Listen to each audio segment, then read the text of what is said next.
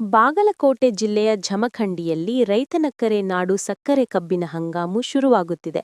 ರಾಜ್ಯ ಸರ್ಕಾರ ಮತ್ತು ಕಬ್ಬಿನ ಕಾರ್ಖಾನೆಗಳು ಪ್ರತಿ ಟನ್ನಿಗೆ ಕನಿಷ್ಠ 3,500 ರು ದರ ಘೋಷಣೆ ಮಾಡಬೇಕೆಂದು ಕರ್ನಾಟಕ ರಾಜ್ಯ ರೈತರ ಸಂಘದ ಅಧ್ಯಕ್ಷರಾದ ಹನುಮಂತ ಮಗದುಮ ಮತ್ತು ರೈತ ಸಂಘದ ಹೋರಾಟಗಾರರು ಸೇರಿ ಆಗ್ರಹಿಸಿದರು. ಜಮಖಂಡಿ ನಗರದ ಮಿನಿ ವಿಧಾನಸೌಧ ಉಪ ತಹಸೀಲ್ದಾರ ಕೆವೈ ಬಿದರಿ ಮೂಲಕ ಸರ್ಕಾರಕ್ಕೆ ಹಾಗೂ ಕಾರ್ಖಾನೆ ವ್ಯವಸ್ಥಾಪಕ ಮಂಡಳಿಗೆ ಮನವಿಯನ್ನು ಸಲ್ಲಿಸಿ ಮಾತನಾಡಿದರು. ಸಕ್ಕರೆ ಕಾರ್ಖಾನೆಗಳು 2021-22ನೇ ಸಾಲಿನ ರೈತರ ಬಾಕಿ ಹಣವನ್ನು ಆದಷ್ಟು ಬೇಗ ಕೊಡಬೇಕು ಮತ್ತು ಕಬ್ಬು ಕಟಾವುದಾರರ ಬಿಲ್ಲನ್ನು ಆದಷ್ಟು ಬೇಗ ರೈತರ ಖಾತೆಗೆ ಜಮಾ ಮಾಡಬೇಕು ಮತ್ತು ಸರ್ಕಾರ ಸ್ಪಂದಿಸಿ ಹಾಗೂ ರೈತರ ಸಾಲವನ್ನು ಮನ್ನಾ ಮಾಡಬೇಕೆಂದು ಸರ್ಕಾರಕ್ಕೆ ಮನವಿ ಸಲ್ಲಿಸಿದರು. ಯಾಕೆ 3,500 ಕೊಡಬೇಕು ಅನ್ನುವಂತ ಒಂದು ಬೇಡಿಕೆ ಏನಂದ್ರೆ, ಕಳೆದ 8 ವರ್ಷದಿಂದ 2,700, 2,800, 2,900, 3,000 ಈ ರೀತಿ ದರವನ್ನು ಕೊಡ್ತಾ ಬಂದಿವೆ ಕಾರ್ಖಾನೆಗಳು ರೈತರ ಒಂದು ಪ್ರತಿ ಟನ್ ಕಬ್ಬಿಗೆ. ಕಳೆದ 10 ವರ್ಷದಲ್ಲಿ ರೈತರ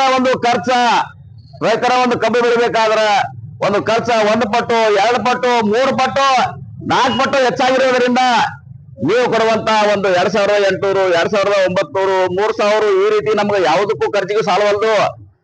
ಅಷ್ಟೇ ಅಲ್ಲದೆ ನಮ್ಮ ರೈತ ಕುಟುಂಬಗಳು ಒಂದು ಜೀವನ ಸಾಗಿಸಬೇಕಾದರೆ ಅನೇಕ ಖರ್ಚುಗಳಿವೆ.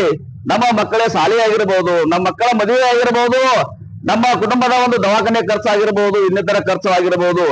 ಎಲ್ಲಾ ಒಂದು ಖರ್ಚುಗಳು ಒಂದು 3-4 ಪಟ್ಟು ಜಾಸ್ತಿ, 10 ವರ್ಷದಲ್ಲಿ 3-4 ಪಟ್ಟು ಜಾಸ್ತಿ ಆಗಿರೋದ್ರಿಂದ, ಅಷ್ಟೇ ಅಲ್ಲದೆ ನಮ್ಮ ಮಕ್ಕಳ ಒಂದು ಮದುವೆ ಮಾಡುವಂತ ಒಂದು ಸಂದರ್ಭ ಬಂದಾಗ ಒಂದು ನಮ್ಮ ಮಕ್ಕಳಿಗೆ ಸ್ವಲ್ಪ ಬಂಗಾರ ಹಾಕುವಂತ ಒಂದು ಅನಿವಾರ್ಯತೆ ಇರೋದರಿಂದ ಆ ಬಂಗಾರ ಈ 10 ವರ್ಷದಲ್ಲಿ ಎಷ್ಟು ಹೆಚ್ಚಾಗಿದೆ ಅನ್ನುವಂತ ಎಲ್ಲ ರೈತರು, ಅಧಿಕಾರಿಗಳು, ಒಂದು ರಾಜಕಾರಣಿಗಳು ಈ ವಿಷಯವನ್ನು ಗಮನಿಸೇ ಇಲ್ಲ. ಆದ್ರೆ ಒಬ್ಬ ರೈತ ತನ್ನ ಮಕ್ಕಳನ್ನು ಮದುವೆ ಮಾಡುವಂತ ಸಂದರ್ಭದಲ್ಲಿ ಸಾಲಗಾರನಾಗಿ ಅದೇ ಸಾಲವನ್ನು ಹರಿಯುವಾಗ ಅವನ ಜೀವನ ಆಗುವಂತ ಒಂದು ಪರಿಸ್ಥಿತಿ ನಿರ್ಮಾಣವಾಗಿತ್ತು ಬಂಧುಗಳೇ. ಈ ಸಂದರ್ಭದಲ್ಲಿ ಮಲ್ಲಿಕಾರ್ಜುನ ಬೆಕ್ಕೇರಿ, ಹನುಮಂತ ಯಮಗಾರ, ಕಲ್ಲಪ್ಪ ಬಿರಾದಾರ, ಸಂತೋಷ್ ಮಮದಾಪುರ್, ರಮೇಶ್ ಕುರಣಿ, ಬಾಳು ಕಡಪಟ್ಟಿ, ಮಂಜು ಕಡಪಟ್ಟಿ ಹಾಗೂ ಅನೇಕ ರೈತರು ಉಪಸ್ಥಿತರಿದ್ದರು. ಉದಯ ಹೊಸಮನಿ, ಕೆಎಂಎಂ ನ್ಯೂಸ್, ಜಮಖಂಡಿ.